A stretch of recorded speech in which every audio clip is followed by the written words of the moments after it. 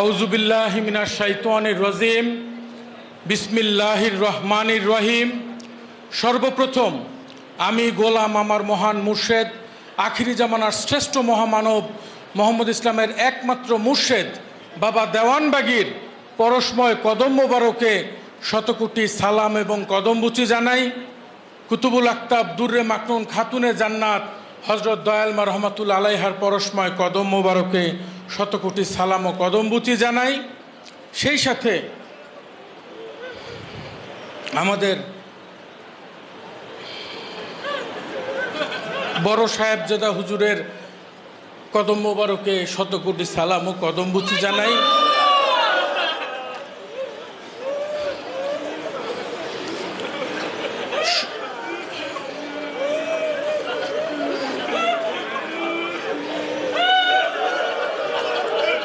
সম্মানিত আশেকে রাসূল জাকের ভাইরা,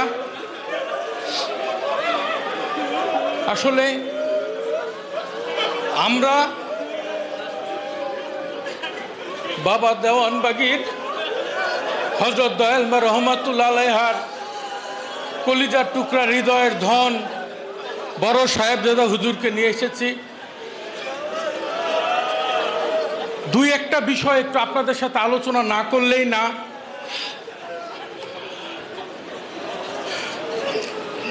গত কোরবানির ঈদের কয়েকদিন আগে, আমার দিনটা সঠিক মনে নাই, 4-5 দিন হবে, কয়েকদিন আগে আমি একটা স্বপ্ন দেখেছিলাম। স্বপ্নটা ছিল এরকম যে কোনো একেবারে কারণ ছাড়াই বড় সাহেবজাদা হুজুর হঠাৎ করে স্বপ্ন দেখতেছেন ওফাত করছেন। তো অনেকে আসছে দেখতেছে, তো এর মধ্যে দেখলাম বাবাজান এবং দয়াল মা, ওনারা দয়া করে আসছেন। তো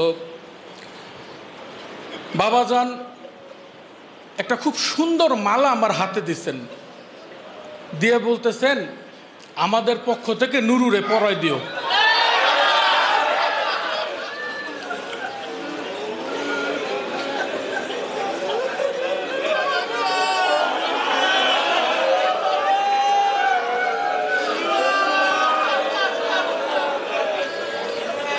এরপরে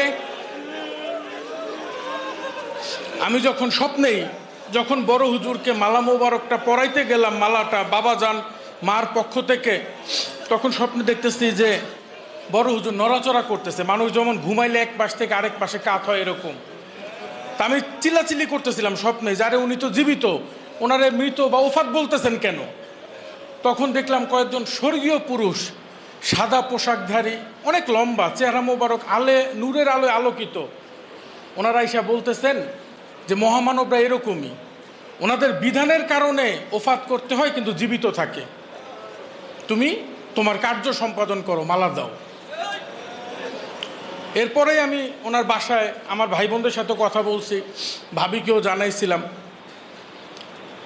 গত ঈদের দিন, ঈদের পর দিন থেকে হঠাৎ করে আপনারা জানেন যে বড় সাহেবজাদা হুজুরের শরীর মোবারকটা অনেক দিন ধরেই অসুস্থ ছিল।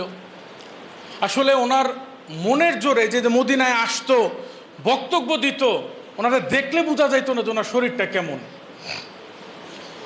তো ঈদের আগের দিনও উনি যখন মানে আমার সাথে অনেক কথাবার্তা হয়েছিল, দু একটা বিষয় একটু বলি। যেমন তার মধ্যে তখনও কিন্তু উনি সুস্থ। গত রোজার ঈদের কিছুদিন পরে একদিন আমারে হঠাৎ করে বলতেছে, এটা যারা বাবে জান্নাতে তারা ভালো জানবেন, উনি আমারে বলতেছে যে ভাই, আমার তো খুব ইচ্ছা ছিল মনিরে খোদার পাশে ঘুমানোর, কিন্তু বাবে জান্নাতের এখন যে অবস্থা আপনারা জানেন সবাই, বাবে জান্নাতের বর্তমান অবস্থা, বলতেছে যে এখন যে অবস্থা, কবে বাবে জান্নাত উদ্ধার হবে, কবে যাব, তো তুমি একটা কাজ করো, আমারে না মার পাশে রাখো। আমি চুপচাপ শুনছি, বড় ভাই বলছেন, শুনে গেছি।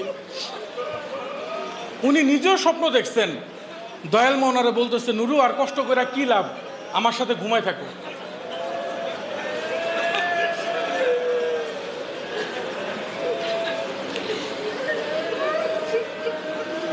তা আসলে আর বেশি কিছু বলবো না।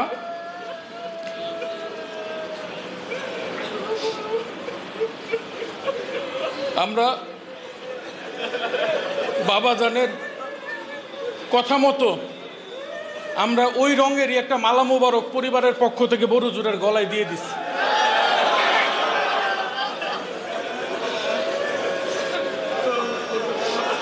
আপনারা সবাই আমাদের পরিবারের জন্য দোয়া করবেন এবং আমরা মহান মালিকের কাছে দয়া চাই, তিনি যেন আমাদের সবাইরে দয়া করেন। আর একটা কথা বলি, আমার বড় ভাইয়ের কাছ থেকে আমি যা শিখেছি, শরীর যেমন তেমন হোক, অবস্থা যেমন তেমন হোক, কিন্তু ইমানে মুর্শিদকে ধরে রাখতে হবে। আমার ভাই আমাকে এটা শিখাই গেছেন। আমি যত অসুস্থ থাকি, যত দুর্বল থাকি, যেই অবস্থায় থাকি, আমার মুর্শিদ বাবা দেওয়ানবাগী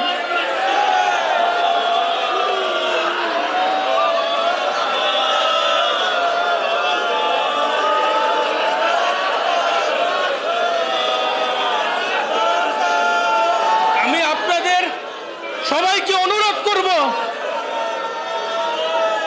এই মহামানবকে সামনে রেখে আমরা বাবা দেওয়ানবাগীর কাছে আবারও ওয়াদাবদ্ধ হইতে চাই।